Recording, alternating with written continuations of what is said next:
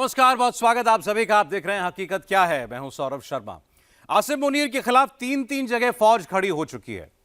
एक तरफ हिंदुस्तान की सेना हमले के लिए तैयार है, अफगान बॉर्डर पर तालिबान की फौज फाइनल वॉर के लिए तैयार है, और तीसरी फौज पाकिस्तान के अंदर रावलपिंडी की तरफ बढ़ रही है।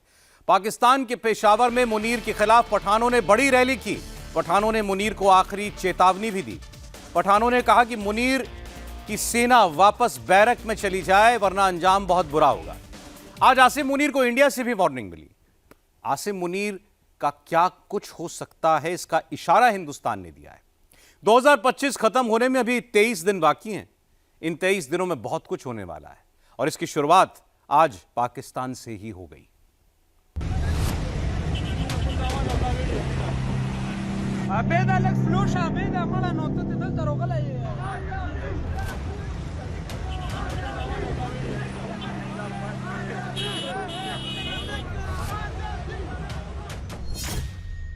मुनीर की मौत बहुत करीब आई है।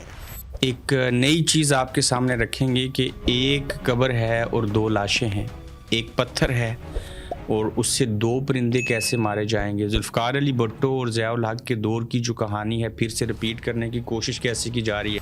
आपको माफी मांगनी पड़ेगी। आपसे हम माफी मंगवाएंगे। आपको जवाब देना पड़ेगा। मुनीर को मारने भीड़ निकल आई है। फौज भी मेरा है, मुल्क भी मेरा है, और ये पर्दा अपने और हमारी बीच रहने दे, वरना वो हो जाएगा जो कभी आपने ख्वाब में भी नहीं देखा होगा। मुनीर को खुलेआम गालियां पड़ने लगी हैं। कुत्ता वो है टीवी के ऊपर आप बिठा देता है और बक बक करता रहता है, उसका क्या नाम है? आप उसको कुत्ता बोले। कुत्ता वो है। इन्होंने वो दो कुत्ते बिठाए थे प्रेस कॉन्फ्रेंस के लिए, वो अता तारण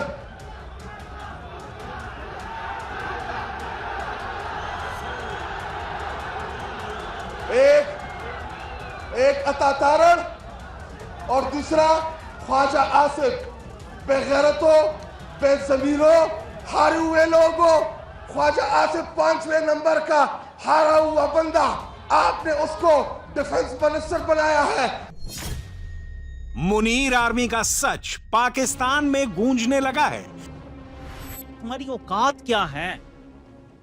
ईस्ट इंडिया कंपनी की पालतू फौज, मुल्क बनाया कायदे आजम ने, तुम पालतू थे ईस्ट इंडिया कंपनी के, उनका खाते थे राशन, तो तुम्हारी ना कोई औकात तब थी ना अब है। ठीक है, बाजू तुम्हारे हमने देखे हुए हैं। 1971 में आपकी टांगे कांप गई आके, वो तो मोदी ने ना मिसाइल लगा दिए, ऐसे कांप रहे हैं, ऐसे मिसाइल लगा दिए, वो मार देंगे, वो 6 मिसाइल मार देंगे, ऐसे थी आपकी हालत। वो दो मिनिस्टर उस दिन बैठे, वो बड़ी बड़ी मुलाकात नहीं होगी। वो तू कौन हो? तो वो तू 2 टक्के के किराए की मुलाजिम हो, तुम तो आए हो और उधर कहते हो तुम्हारे तो अवाम ने तुम्हें मुस्तरद किया। अवाम ने मुनीर का बहुत कुछ भारत ही कर सकता है। वैसे करने को तो हम बहुत कुछ कर सकते थे, लेकिन हमारी सेनाओं ने पराक्रम के साथ साथ धैर्य का भी परिचय देते हुए उतना ही किया जितना की आवश्यक था। मुनीर बोलेगा दिन है तो दिन कहना होगा, मुनीर बोलेगा रात है तो रात कहनी होगी, मुनीर हंसेगा तो मुस्कुराना होगा, मुनीर गुस्सा होगा तो सिर झुकाकर डरना होगा। मुनीर ने पाकिस्तान के लिए यही रूल बनाया है। डालते हैं और अपनी आज़ादी खो बैठी हैं, तो अब ये कैंगरू कोर्ट्स नहीं है, अब ये मंकी कोर्ट्स हैं। और मंकी कोर्ट बंदर कोर्ट नहीं, बांदर कोर्ट। अच्छा, बांदर को कि साहब ने कहा कि ये करके दिखाओ, साहब ने कहा वो करके दिखाओ। अब तो इन दांतों का ये हाल है। लेकिन मुनीर के तानाशाह बनने के 48 घंटे के अंदर सड़क सड़क पर विद्रोह गूंजने लगा है।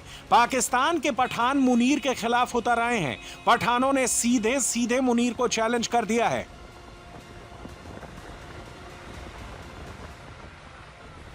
ये फौज, ये बड़ा सा बड़ा आदमी है या छोटा से छोटा आदमी है, ये जो हमारा है ना चौकीदार है, हम उसको ड्यूटी दिया है। केसरिया से मन जोगी हुआ रे, दिल झूम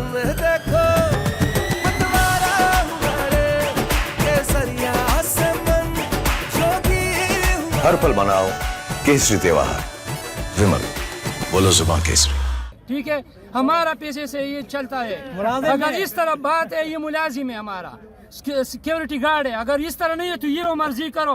अब नहीं है दूसरा आदमी हम बिठाएगा, ये वो सही नहीं है तीसरा बिठाएगा, लेकिन मुल्क चलाने वाला बिठाएगा। ऐसा नहीं कि मुल्क का बेड़ा गर्क करे और जो मर्जी वो करे, इस तरह नहीं होगा, किसी अंजाम भी नहीं होगा। हम अपना खोपड़ी तोड़ने के लिए तैयारी। मुझे ये बताएं, अगर इन्होंने गवर्नर राज लगाया, पाकिस्तान में सबसे ज्यादा विद्रोही और लड़ाकू कौम पठान है।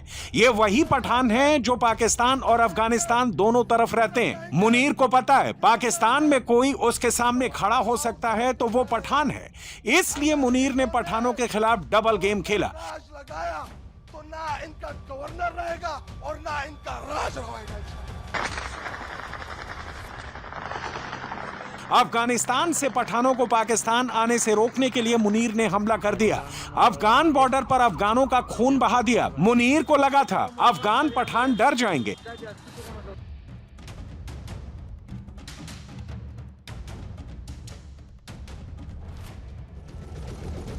लेकिन मुनीर ने अपने खिलाफ पूरी फौज खड़ी कर दी। तालिबान ने अपने लड़ाकों को पाकिस्तान बॉर्डर पर भेजना शुरू कर दिया है।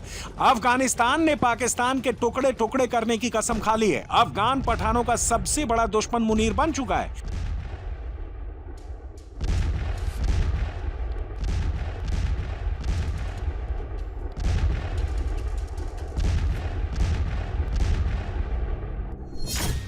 ये पाकिस्तान का नक्शा है। इस मैप में जो आप खैबर पख्तूनख्वा देख रहे हैं, यहीं पर सबसे ज्यादा पठान रहते हैं। एक ऐसी जगह है जहां पर अभी इमरान खान की पार्टी की सरकार है। आसिम मुनीर को जब से नोटिफिकेशन मिला है तब से वो जेल के अंदर इमरान खान और केपीके के पठानों के पीछे पड़ गया है, क्योंकि मुनीर को अब ताने पड़ने शुरू हो गए। नवाज शरीफ ने फील्ड मार्शल को ताना दिया था। जी हां, और वो ताना ये था कि अभी तक इमरान खान का तो कुछ भी नहीं हुआ, वो जेल में मजे से है, वो ट्वीट्स भी करता है, उससे मुलाकातें भी होती हैं, वो पार्टी भी चला रहा है, उसकी मकबूलियत भी है, उसका नैरेटिव भी चल रहा है, उसका सोशल मीडिया भी चल रहा है, सब कुछ है। तो ये ताना फील्ड मार्शल तक पहुंच गया था। नवाज शरीफ ने उन्हें ताना दिया था। अब हो सकता है उन्होंने मरियम के जरिए भिजवाया हो। मरियम तो उनको भाई कहती है ना, भाई बहन तो अपने भाई से कुछ मान नाज नखरे दिखाई सकती है, और बहनों को तो भाई अगर कोई ऐसा कह भी दे, हो सकता है उन्होंने कह दिया भाईजान आपने तो कहा था कि इमरान खान का यूं यूं हो जाएगा, और वो तो कुछ भी नहीं हुआ। तो मुमकिन है मरियम के जरिए से करवा दिया, वो उनको भाई कहती है। आसिम मुनीर सीरिया बन चुका है। पाकिस्तान में मिलिट्री मोनार्की शुरू हो चुकी है, लेकिन मुनीर की रियासत का सबसे बड़ा कांटा अभी जिंदा है। अगर मुनीर को इमरान खान को परमानेंट हटाना है तो फिर उसको पहले खैबर पख्तूनख्वा के पठानों को हटाना होगा। हम पठान लोग हैं, हम लोग का दुश्मनी भी बहुत सख्त है, दोस्ती भी अच्छा है। दोस्ती तो 15 साल से अल्हम्दुलिल्लाह इमरान खान, तो इमरान खान का ख़त्म होना बहुत नामुमकिन बात है। वो वर्दी में एक वाकई ज़हनी मरीज बैठा था और जिसने सारी हदें पार कर दी। आप तो गर्मी और लगा रहे हैं, सारी हदें पार कर दी। और हम तो सुहेल अफरीदी से यही कहेंगे, आप भी खुल के जवाब दें। आज जो है चीफ मिनिस्टर साहब जो ऐलान करेंगे वो जो है हम उसके साथ हैं। वो आज निकलने को कहेंगे, हम आज यहाँ से घर नहीं जाएंगे, सीधा जाएंगे अडियाला। 26 नवंबर हमारा गवाह है, हम जो है दोबारा जो 26 दिसंबर को भी जो है 26 नवंबर बना देंगे। मेरे ख्याल से तो अब और कोई देरी नहीं लगानी चाहिए। अब टाइम है, आप कॉल दें खान साहब की रियाली, क्यों अभी कोई रास्ता नहीं बचा है हमारे पास। वो तो कहते हैं कोई भी अडियाला जेल के सामने आया पकड़ लेंगे, पर्चा कर देंगे और फेंटा लगाएंगे। इंशाल्लाह जो वो करेगा ना इस तरफ, वो मेरा पर्सनली नियत है, जो वो कहेंगे हम इंशाल्लाह हम भी वही करेंगे इस दफा। कोई रास्ता ही नहीं बचा है सर, क्या करेंगे हम? ये लोग वो कह रहे हैं कि भाई जो हम कहेंगे बस वही पाकिस्तान है, वही। अच्छा, अगर गवर्नर राज लग गया फिर कोई किसी का बाप भी नहीं लगा सकता, ना रहेगा गवर्नर ना रहेगा राज। अब मैं अपने पठानों को भी अर्ज करता हूँ कि अपनी पुरानी गैरत को हम उठाए और इनके साथ वो करे जो इनका हक बनता है। इंशाल्लाह इस दफा जाएंगे और खान को लेके वही करेंगे। मुनीर जानता है पठानों के खिलाफ वो सेना नहीं भेज सकता है, ऐसा किया तो सेना की बगावत बैरक से निकलकर मैदान पर आ जाएगी। इसलिए मुनीर ने खैबर पख्तूनख्वा में इमरान खान की सरकार हटाने का फैसला किया है, लेकिन ये दांव अब उल्टा पड़ता दिखाई दे रहा है।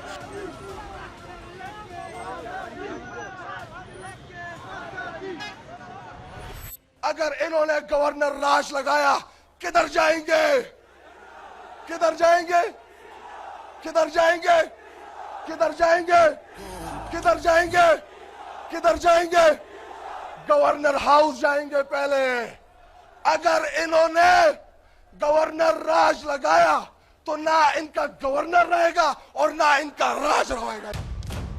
पाकिस्तान में खेल पर खेल चल रहा है। हर किसी को लग रहा है इस खेल का सबसे बड़ा खिलाड़ी वो खुद है, लेकिन खेल के अंदर खेल है, खिलाड़ी के ऊपर खिलाड़ी है।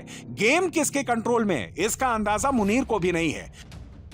वो बात फिर से रिपीट होने जा रही है जैसे उस वक्त था ना कि कहा जाता था कि कब्र एक है, बंदे दो हैं। तो देखना ये होगा कि एक कब्र में दोनों जाएंगे या एक कब्र में तो एक ही बंदा जा सकता है। तो साहिबो क्या हुआ, पहले भट्टो साहब कब्र में चले गए, फिर ज़िया-उल हक साहब भी कब्र में चले गए। इस वक्त भी एक कब्र है और बंदे दो हैं, पत्थर एक है और परिंदे दो हैं, और एक पत्थर से दो परिंदों को मारा जाएगा और मरने के बाद एक कब्र में दो बंदों को रखना है। वही स्टोरी रिपीट करने की बात की जा रही है या ऐसा दिखाई दे रहा है। पहले तो ये कहा जा रहा है कि इमरान खान साहब को जेल के अंदर फीड किया जाता है कि आप आसिम मुनीर साहब को जो है वो क्या करें, ज़हनी मरीज कहें। यही बंदा आपके पीछे पड़ा हुआ है, जबकि इसके पीछे भी कुछ लोग हैं जो चाहते हैं कि इमरान खान और आसिम मुनीर एक दूसरे को कबूल ना कर लें, कहीं दोस्त ना बन जाएं, सुलह ना हो जाए। ये एक कब्र में दोनों को भेजना चाह रहे हैं। पाकिस्तान में हालात इतनी तेजी से बदलता है जिसका अंदाजा ना वर्दी वालों को होता है ना खादी वालों को। केसरिया से मन जोगी हुआ रे, दिल झूमे देखो मतवारा हुआ रे। केसरिया से मन जोगी हुआ। हर पल मनाओ केसरी त्योहार। विमल, बोलो जुबान केसरी। पाकिस्तान में जो मीडिया मुनीर को नेशनल हीरो बना रही थी, वही लोग अब पाकिस्तानी आर्मी का सच चिल्ला चिल्ला कर सुना रहे हैं। तो मेरे पाकिस्तानियों कुछ समझ आया कि कितने नंगे झूठ ये बोल के गया है शख्स, कितना बेशर्म शख्स है ये, आपको समझ आई है? वरना तुम्हारी औकात भी तुम्हें बता देता हूं। भारत ने हमला किया, एयरफोर्स ने जवाब दिया, हमारी बड़ी फौज ने कोई जवाब नहीं दिया। ठीक है, आप पर होता दिफा ISPR साहब, अगर एयरफोर्स ना होती तो आपने दिए थे पाकिस्तान के। अभी यहां मोदी लाहौर में चाय पी रहा होता अगर एयरफोर्स ना होती, फिर आपकी टांगे कांप गई आके, ओहो वो तो मोदी ने ना मिसाइल लगा दिए, ऐसे कांप रहे हैं, ऐसे मिसाइल लगा दिए, वो मार देंगे, वो 6 मिसाइल मार देंगे, ऐसे थी आपकी हालत, आप ऐसे कांप रहे थे तब, ये हालात थे आपके। अब मकबूजा कश्मीर के लोग सोचते हैं कि यार हम यहाँ पे स्ट्रगल कर रहे हैं, लेकिन अगर हमारी आज़ादी ये होगी कि इस मुल्क में हम जाएंगे पाकिस्तान में, तो फिर हमारी जिंदगी में फर्क क्या आएगा? अब वो ये सोच रहे हैं। आपने ये बना दिया है पाकिस्तान को। मेरा दिल कुछ ज्यादा ही जलता है इन चीजों से, क्योंकि मैं जो देख पा रहा हूं, शायद आप सब भी देख पा रहे हो कि अगर ये जिस रास्ते पर चल पड़े हैं, पाकिस्तान का बचना एक मौजज़ा होगा। जिस रास्ते पर ये चल पड़े हैं, ये रास्ता महज तबाही का रास्ता है। आसिम मुनीर ने अपने खिलाफ, पाकिस्तानी फौज के खिलाफ एक नहीं, दो नहीं, बल्कि 3 फ्रंट खोल लिए हैं। एक तरफ इंडियन आर्मी पाकिस्तान में अटैक ऑर्डर के इंतजार में है, एक तरफ तालिबान हमला करने वाले हैं, और तीसरा फ्रंट पाकिस्तान के अंदर ही खुला है। ये टोरखाम गेट है, पाकिस्तान और अफगानिस्तान का बॉर्डर गेट। इस गेट से ही पाकिस्तानी अफगानिस्तान आते थे। इस गेट पर वेल्डिंग की जा रही है। इस गेट को अफगानिस्तान परमानेंट बंद कर रहा है। पाकिस्तान के आने का रास्ता तालिबान हमेशा के लिए बंद कर रहा है, क्योंकि अब सिर्फ जंग का रास्ता खुलेगा। दुनिया का हर देश इस वक्त से घबराता है कहीं दुश्मन उसके सीमा के अंदर ना जाए। पाकिस्तान इकलौता ऐसा मुल्क है जो खुद अपनी सेना के आने से डरता है, क्योंकि पाकिस्तानी सेना बॉर्डर पर अफगान और इंडिया से जितना पिटती है, उतना पाकिस्तान के अंदर अपनी कौम पर जुल्म ढाती है। इमरान खान साहब मेरे और आपके इंतजार में बैठा है। वो बार बार जेल में मुड़ मुड़ के देख रहा है कि मेरी कौम आएगी मेरे लिए, मेरी कौम मेरे साथ खड़ी होगी। तो मैं आपसे पूछता हूँ कि आप अपने लीडर के साथ खड़े हैं? खड़े हो? खड़े रहोगे? डरोगे तो नहीं? डरोगे तो नहीं? पीछे तो नहीं हटोगे? आसिम मुनीर टोटल कंट्रोल चाहता है। वो खुद को किम जोंग से भी आगे ले जाना चाहता है। वो चाहता है कि जब सड़क पर निकले तो जनता उस पर फूल बरसाए, बच्चों को उसकी वीरता की कहानी सुनाई जाए। लेकिन फिलहाल तो उसका नाम सुनते ही पाकिस्तानियों के मुंह से गाली ही निकल रही है। DGISPR साहब, आज आप देखेंगे कि ये मुल्क किसकी मलकियत है। आपने किस कौम को ललकारा है, आपने किस लीडर के खिलाफ जो जुबान इस्तेमाल की है। आपको पेशावर के अवाम और PK-75 और NA-29 के अवाम आपको जवाब देंगे। ये मुल्क पहले भी इमरान खान का था, ये आज भी इमरान खान का है और ये कल भी इमरान खान का रहेगा। पाकिस्तान तहरीक इंसाफ की सुनामी इंशाअल्लाह ताला हयाताबाद की सरहदों से टकराएगी, उधर से आपको लाउड एंड क्लियर मैसेज देगी कि ये मुल्क आप इस फस्तैयत को और बर्दाश्त नहीं करेगा। ये मुल्क और इसकी अवाम इमरान खान के साथ खड़ी है, जो इस मुल्क का मकबूल तरीन लीडर है। जो बातें पाकिस्तानी जनता बंद कमरों में पाकिस्तानी फौज के खिलाफ बोलती थी, वो अब वीडियो बनाकर मुनीर को सुना रही है। DGISPR, आपने कल एक सवाल पूछा, इमरान खान तुम होते कौन हो, और पूरी कौम ने यक जुबान होके आपको आपकी औकात याद दिला दी और आपको बता दिया कि इमरान खान कायदे आज़म सानी हैं, इस मुल्क के सबसे बड़े रिप्रेजेंटेटिव और लीडर हैं। शर्म तो थोड़ी आई होगी, मगर नहीं, आप में शर्म है कहाँ। आसिम मुनीर को इस बात का गुरूर है, उसके पास सेना है, लेकिन मुनीर का ये गुरूर बहुत जल्द चकनाचूर होने वाला है, क्योंकि मुनीर ने जितने दुश्मन बना लिए हैं, उतने उसके पास फौजी भी नहीं है। मुनीर के साथ क्या कुछ हो सकता है, इसका इशारा हिंदुस्तान के रक्षा मंत्री ने दे दिया है। अभी कुछ ही महीने पहले हमने देखा जब पहलगाम के दुर्दांत आतंकी हमले का जवाब देते हुए हमारी आर्म्ड फोर्सेस ने ऑपरेशन सिंदूर को प्रभावी तरीके से अंजाम दिया, तो आतंकियों का क्या हश्र किया ये दुनिया जानती है।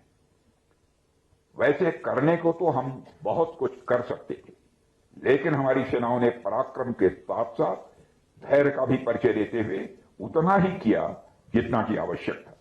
आसिम मुनीर जब पाकिस्तानी आर्मी का चीफ बना था, तब पाकिस्तान में कोई नहीं आया। उसने अमेरिका जाकर हाजिरी लगाई, लेकिन कोई बड़े देश का बड़ा नेता पाकिस्तान नहीं आया। मुनीर अब तानाशाह बन गया, लेकिन फिर भी पाकिस्तान में कोई वर्ल्ड लीडर आना नहीं चाहता है। जब से रूस के राष्ट्रपति व्लादिमीर हिंदुस्तान आए हैं, तब से पाकिस्तान में जबरदस्त हलचल मची हुई है। पाकिस्तान का पूरा डिफेंस नेटवर्क यही सोच रहा है, अब कौन से अस्त्र से हिंदुस्तान वार करेगा। मोदी और पुतिन की दोस्ती से पाकिस्तान बहुत डरता है। इंडिया जो है वो S-400 तो बहुत दूर की बात, इंडिया S-500 चाहता है, और इंडिया का जो इंटरेस्ट है इस रशियन S-500 में वो बढ़ता जा रहा है। इंडिया को ये एडवांटेज है कि पाकिस्तान की क्योंकि विड्थ इतनी ज़्यादा नहीं है, तो इंडिया के लिए तो पाकिस्तान की क्योंकि लेंथ ज़्यादा है, तो एक जितने टारगेट है, starting from Karachi to Gilgit almost हमारी लेंथ एक जितनी है, थोड़ी सी बलूचिस्तान में ज़्यादा है, ठीक है, तो वो विड्थ बलूचिस्तान में ज़्यादा है। बाकी तो सारे मुल्क की ऑलमोस्ट एक जितनी लेंथ है, ठीक है, तो उनके लिए वो टारगेट नहीं है। तो हमारे केसरिया से मन जोगी हुआ रे, दिल झूमे देखो मतवारा हुआ रे, केसरिया से मन जोगी हुआ। हर पल मनाओ केसरी त्योहार, विमल बोलो जुबान केसरी। लिए क्या है, हमारे लिए ये है कि we have to go deep inside India. अब India is thinking in another direction. ये जो स्वॉर्म ड्रोन्स की लड़ाई है ना इंडिया और पाकिस्तान की, ठीक है ना जी, ये that is a different thing, ये एक डिफरेंट चीज़ है। और ये जो चीज़ है इसमें, ये स्वॉर्म ड्रोन्स की मैं जो बात कर रहा हूँ, इसमें इंडिया जो है वो समझता है कि ड्रोन्स अब लॉन्च करें। ऐसा पहली बार हुआ है जब पाकिस्तान चारों तरफ से घिर गया है। इंडियन बॉर्डर पर भारतीय सेना खड़ी है, अफगानिस्तान बॉर्डर पर तालिबान लड़ाके खड़े हैं, ईरान बॉर्डर की साइड बलोच लड़ाके हैं, और पाकिस्तान के अंदर खुद आग लगी हुई है। आसिम मुनीर को चारों तरफ से घेर लिया गया है। मुनीर को तो मरना ही होगा। मुनीर पर गोली किसकी पहले लगेगी? बस इस सवाल का जवाब देखना, क्योंकि मुनीर की बातें सुनकर, एंटी इंडिया नैरेटिव सुनकर पाकिस्तानी ऊबने लगे हैं। वो इंडिया से लड़ाई नहीं, इंडिया से मदद चाहते हैं। हम जो है सिर्फ एक मैदान हमने क्यों चुना है, डिफेंस का मैदान, तो और जो मैदान है वो हमारी नजर में क्यों नहीं आते। मसलन हमारी अप्रोच ये होती है जी कि अगर इंडिया के पास 100 एयरक्राफ्ट हैं, फाइटर जेट्स हैं, तो हमारे पास 50 तो होने ही चाहिए। अगर उनकी फौज जो है 7 लाख है तो हमारी उनकी फौज अगर 14 लाख है तो हमारी 7 लाख तो होनी ही चाहिए। तो ये जो कंपैरिजन्स हैं ये जो हैं हमें बहुत दूर तक नहीं लेके जाएंगे। हमें दूसरे मैदानों में भी देखना चाहिए कि उनके यहाँ साइंस सब्जेक्ट्स में कितने लोग हर साल पीएचडी करते हैं, उनके यहाँ कितनी रिसर्च हो रही है, उनके यहाँ हॉस्पिटल्स की कंडीशन क्या है। अब वहाँ पे एक बहुत मशहूर हॉस्पिटल है all India institute of medical sciences, जिसके ऊपर कुछ साल पहले बीबीसी ने बड़ी डिटेल्ड एक डॉक्यूमेंट्री बनाई थी। वो हर हफ्ते दिखाते थे कि किस तरह से वहाँ इलाज होता है, किस तरह दूर दूर से लोग आके वहाँ इलाज करवाने आते हैं। और अब जो है पूरे इंडिया में उसकी 24-25 ब्रांचेस खोली गई हैं ताकि दूर दराज से लोगों को वहाँ ना आना पड़े। और हमारे यहाँ जो पिम्स है वो 80s में, आई थिंक 85 में शुरू हुआ। आप इससे आप अंदाजा लगा सकते हैं कि हमारी तरजीहात जो है किस तरह की हैं। दोनों कंट्रीज जो है, यानी भारत तो खैर आज़ाद हुआ था, मुझे लगता है पाकिस्तान क्रिएट किया गया था एक ही टाइम पर, तो वो हमसे आगे चले गए। ऐसा नहीं है कि वो उनकी किसी से लड़ाई नहीं हुई, 4-5 बार तो हम ही से लड़ पड़े। उसके बाद चाइना के साथ भी उनकी टेंशन रही है और दूसरी प्रॉब्लम्स भी उनके साथ रही हैं। अगर हम ये कहें कि हमारी तो क्योंकि जी बार बार भारत से जंग हो जाती थी, हमें अफगानिस्तान से टेंशन है, तो वो कई टेंशन तो भारत लेके भी चल रहा है, लेकिन सर फिर भी वो आगे बढ़ गए, उनकी इकोनॉमी भी ठीक हो गई, उनकी इकोनॉमी उन्होंने संभाल ली, एजुकेशन सिस्टम उनका बेहतर है। तो सर क्या वजह बनी कि वो आगे बढ़ गए और हम वहीं के वहीं खड़े रह गए? मेरा ख्याल है कि हमारी जो लीडरशिप थी ना, एक तो क्लियर विजन नहीं था उनके जहन में कि हम करना क्या चाहते हैं। पाकिस्तान एक शापित देश है जिसकी नींव खून से रखी गई थी। जिन्हों ने पाकिस्तान के लिए लाखों लोगों को मरवा दिया था, आज उसी मुल्क में वही लोग अब अपनों का खून बहा रहे हैं। जब तक पाकिस्तान रहेगा, मुनीर जैसे तानाशाह आते रहेंगे। अमेरिका के मायामी में पीस डील पर बातचीत बेनतीजा रही और अब ज़ेलेंस्की पहुंच रहे हैं लंदन। यूरोप के नेताओं से मिलेंगे जो उन्हें हथियार और फंडिंग के लिए अब भी तैयार हैं। उधर रूस ने यूक्रेन पर आग बरसानी और तेज कर दी है। रूस ने बैलिस्टिक और क्रूज मिसाइलों से यूक्रेन के 8 प्रांतों में तबाही मचा दी है। यूक्रेन के तमाम शहरों में बिजली और गैस सप्लाई बंद है। जो बम बारूद से बच जा रहे हैं वो ठंड से मरने की कगार पर है। रूस ने फिर कह दिया है कि डॉनबास के बिना कोई पीस प्लान पूरा नहीं होगा। ज़ेलेंस्की डॉनबास का एक प्रांत मांगने पर अड़े हैं। अब पुतिन क्या करेंगे? हमले और बढ़ेंगे? क्या युद्ध अब यूरोप तक पहुंचेगा? देखिए सारी डिटेल्स इस रिपोर्ट में।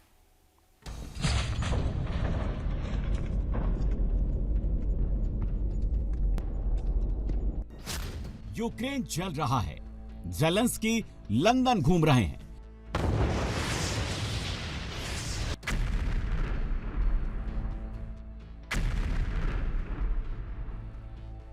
यूक्रेन के शहर में नॉन स्टॉप धमाके हो रहे हैं।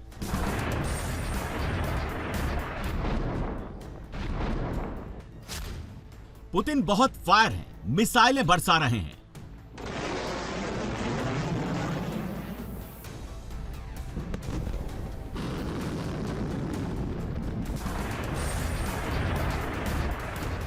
तबाही की ऐसी रात यूक्रेन ने पहले नहीं देखी होगी। मौत का ऐसा खौफ यूक्रेन के लोगों ने पहले नहीं झेला होगा।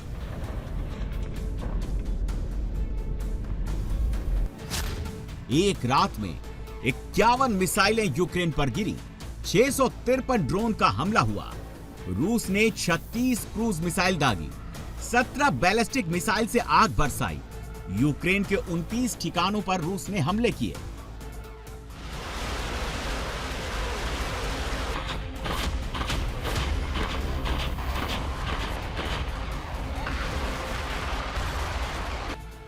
पुतिन ने कहा था जल्द शांति होगी, लेकिन रास्ता इतना विध्वंसक होगा ये ज़ेलेंस्की ने सोचा भी नहीं था।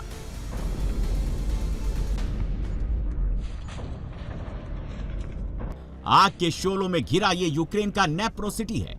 नेप्रो यूक्रेन का चौथा बड़ा शहर है। पुतिन जिस हिस्से को रूस में मिलाना चाहते हैं, नेप्रो उससे अलग है। बीती रात रूस ने नेप्रो सिटी पर कई मिसाइलें मारी, ड्रोन अटैक किए, शहर के बड़े हिस्से में आग लग गई। आग के शोले अब भी उठ रहे हैं।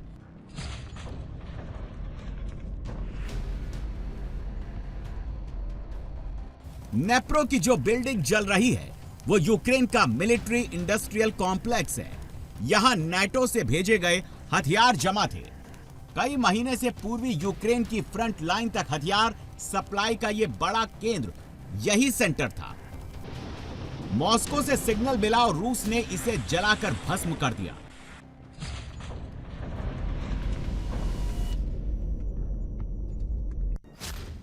रूस ने एक साथ यूक्रेन की राजधानी कीव, पोलैंड बॉर्डर पर बसे ललीव, दक्षिण में ओडेसा और पूर्व में निप्रो, ज़ैपोरिज़िया समेत माइकोलाइव और वोलिन में ताबड़तोड़ हमले किए।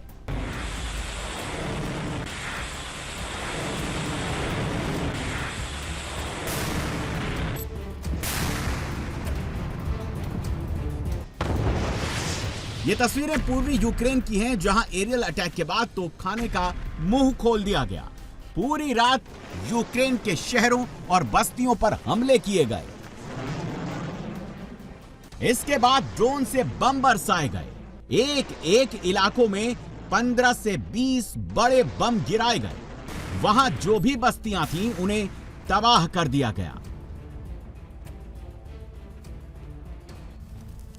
रूसी हमले के बाद जिस इमारत में धुएं का गुबार आसमान तक उठ रहा है वो यूक्रेन के खेरसोन सिटी का CHP प्लांट है।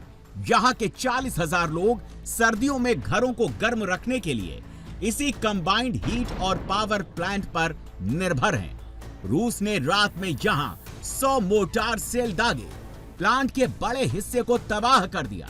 अब यहां बिजली के प्रोडक्शन और डिस्ट्रीब्यूशन का सिस्टम ब्रेक डाउन कर गया है। पीस प्लान पर यूक्रेन की शर्तें सामने आने के बाद पुतिन ने स्ट्रेटेजी बदल ली है। अब टारगेट पर यूक्रेन के पावर प्लांट हैं, ताकि सर्दियों में बिजली की किल्लत इतनी बढ़ जाए कि यूक्रेन में हाहाकार मच जाए। रेल इंफ्रास्ट्रक्चर को पूरी तरह से बर्बाद कर दिया जाए, जिससे यूरोपीय देशों से हथियार और रसद सामग्री न पहुंच पाए। मेडिकल कंपनियों को निशाना बनाया जाए ताकि दवाओं की किल्लत हो जाए।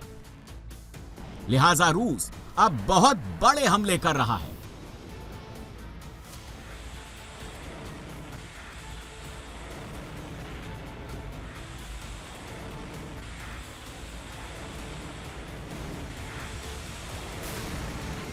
ये नॉर्थ वेस्ट यूक्रेन का लुत्स्क सिटी है। आमतौर पर रूसी यहां हमले नहीं करते।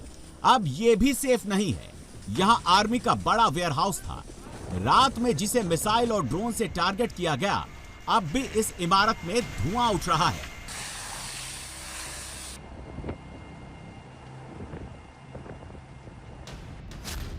रात को चेर्निहाइव, ज़ैपोरिज़िया, लवीव और नेप्रो पेट्रोवस्क में भी बिजली और हीटिंग प्लांट पर हमले किए गए। यूक्रेन के क्रेमेनचुक में इस्कंदर M बैलिस्टिक मिसाइल से रूस ने हमला किया। मिसाइल की आवाज सुनकर लोग डर गए।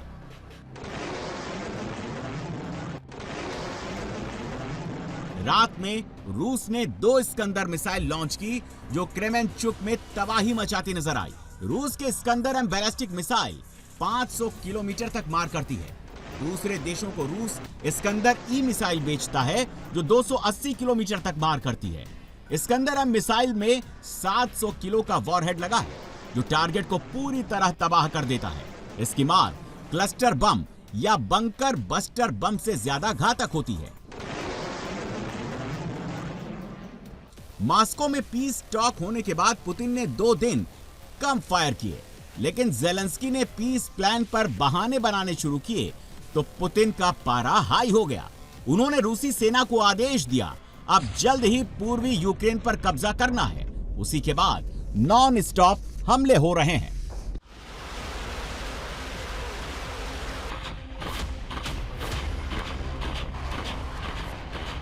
फैब 3000 और फैब 5000 बमों की बारिश की जा रही है। रूस के फाइटर जेट चुन चुनकर बमबारी कर रहे हैं। ये बम जहां फटते हैं वहां बस्ती का नामो निशान मिट जाता है। जहां से इन बमों को लॉन्च किया जाता है, वहां से 250 किलोमीटर दूर ये टारगेट को तबाह कर सकते हैं। रूस के इन बमों से दुनिया क्यों थर्राती है, उसका जवाब ये तस्वीरें हैं। ये पूर्वी यूक्रेन का गुलियापोल सिटी है, जहां रूसी बमबारी के बाद आसमान में काला धुआं उठ रहा है, मानो कोई ज्वालामुखी फटा हो।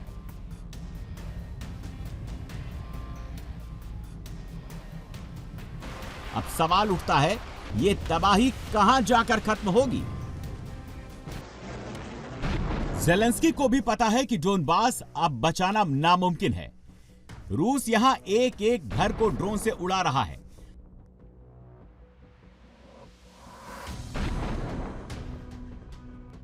पूर्वी यूक्रेन के ज्यादातर शहर पहले ही खाली हो चुके हैं। इस इलाके में रूसी ड्रोन लगातार उड़ते रहते हैं। अगर किसी घर में यूक्रेनी सैनिक दिख जाते हैं तो बम से उड़ाने में रूसी देर नहीं लगाते। पूर्वी यूक्रेन में हाईवे हो या फिर नदियों पर बने ब्रिज, रूस उन्हें उड़ाते हुए इलाके के इलाके कब्जाते जा रहे हैं।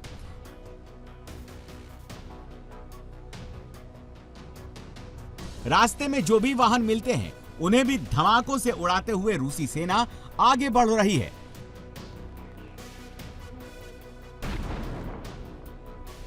ये कीव प्रांत का फास्टिव रेलवे स्टेशन है। पोलैंड से नाटो के हथियारों की डिलीवरी लेकर यूक्रेन की ट्रेनें यहीं आती रही हैं। अब कई महीनों तक यहां ट्रेन आना संभव नहीं होगा। रूस ने यहां इस्कंदर मिसाइलों से हमला कर रेलवे स्टेशन को पूरी तरह से बर्बाद कर दिया है। मिसाइल अटैक के बाद यहां ड्रोन हमले भी किए गए, जिससे पूरा इंफ्रास्ट्रक्चर तबाह हो गया। यहां इलेक्ट्रिक ट्रेनें चलती थी।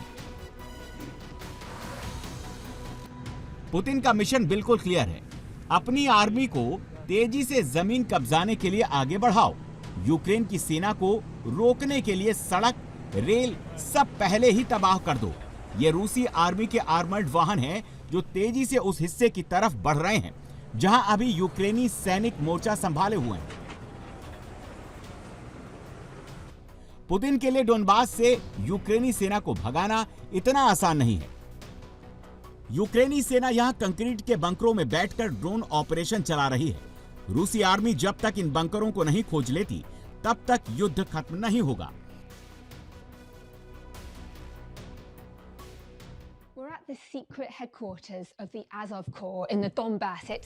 ये अज़ोव कॉर्प्स का सीक्रेट हेडक्वार्टर है जो बहुत गहराई में अंडरग्राउंड बनाया गया है।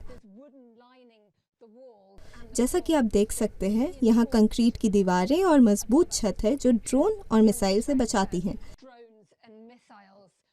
यहाँ से यूक्रेनी सैनिक जब बाहर निकलते हैं तो आर्मी की ड्रेस उतार देते हैं और सिविलियन कपड़े पहन लेते हैं। ये अंडरग्राउंड दफ्तर का एंट्रेंस एरिया है। ये कोर एरिया है जिसे ऑपरेशन सेंटर कह सकते हैं। यहाँ पर सैनिक ड्रोन ऑपरेशन और युद्ध के हालात को मॉनिटर कर रहे हैं। ज़ेलेंस्की ने लंदन जाने से पहले रूस के रोस्टोव और साराटोव प्रांतों में ड्रोन अटैक कराए हैं।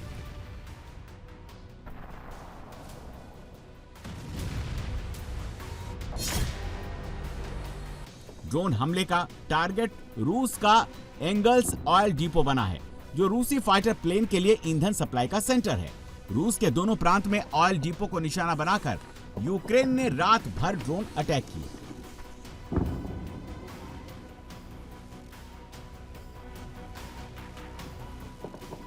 रूसी ऑयल डिपो को निशाना बनाने से हंगरी के प्रधानमंत्री विक्टर ओरबान ज़ेलेंस्की से बहुत खफा हैं। उन्होंने सख्त लहजे में कहा है कि अब बहुत हो चुका, यूक्रेन को इसकी कीमत चुकानी होगी। दरअसल हंगरी रूसी तेल और गैस पर डिपेंडेंट है, तो यूक्रेन हंगरी के रहमो करम पर निर्भर है। ग्रीस से जो गैस यूक्रेन को जाती है वो भी हंगरी के रास्ते जाती है। हंगरी अब भी यूक्रेन को 58% गैस की सप्लाई करता है। यूक्रेन की 51% बिजली भी हंगरी से आती है। हंगरी की अमेरिका और रूस दोनों से अच्छी दोस्ती है। हंगरी बार बार कह रहा है कि ज़ेलेंस्की को पुतिन की बात मान लेनी चाहिए। ट्रंप भी फिलहाल रूस की ही साइड पर नजर आ रहे हैं। मियामी से ट्रंप के शांतिदूत विटकॉफ और दामाद जेरेड कुशनर ने जेलेंस्की की टीम को समझा दिया है, अब ज्यादा वक्त बर्बाद करने से कोई फायदा नहीं, वरना यूक्रेन को बहुत बड़ी कीमत चुकानी पड़ेगी। डोनबास तो जाएगा ही, दूसरे इलाके भी बर्बाद हो जाएंगे, क्योंकि रूस ने पिछले 72 घंटे में बहुत बड़े हमले किए हैं।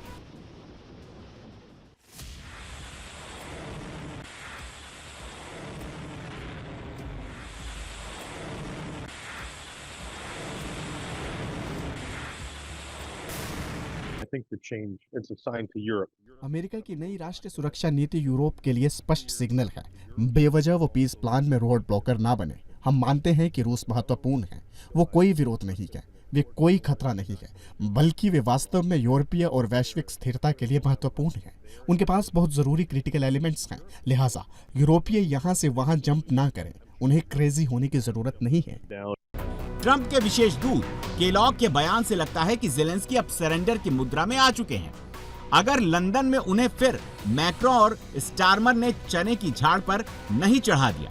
केलॉग का दावा है कि पीस प्लान पर समझौते में अब सिर्फ 2 बाधाएं बची हैं। रूस ज़पोरिज़िया पावर प्लांट का कंट्रोल चाहता है, लेकिन यूक्रेन को आधी बिजली देने को तैयार है। जेलेंस्की चाहते हैं कि रूस इस पर दावा छोड़ दे। इस युद्ध को खत्म करने में हम सिर्फ 10 मीटर दूर हैं। इनमें एक डोनबास और डोनेस्क है जो यूक्रेन नहीं छोड़ना चाहता, दूसरा लुहांस्क है जो यूक्रेन छोड़ सकता है, लेकिन ज़पोरिज़िया न्यूक्लियर प्लांट यूक्रेन चाहता है, जिसे अभी रूस कंट्रोल करता है, जो बहुत बड़ा न्यूक्लियर पावर प्लांट है, जिस पर वेस्टर्न अलायंस को सोचना है। ये कुछ बातें हैं जो अभी हुई हैं। अब गेंद पुतिन के पाले में है, देखना है वो जेलेंस्की को और तोड़ते हैं या फिर बात बन जाती है।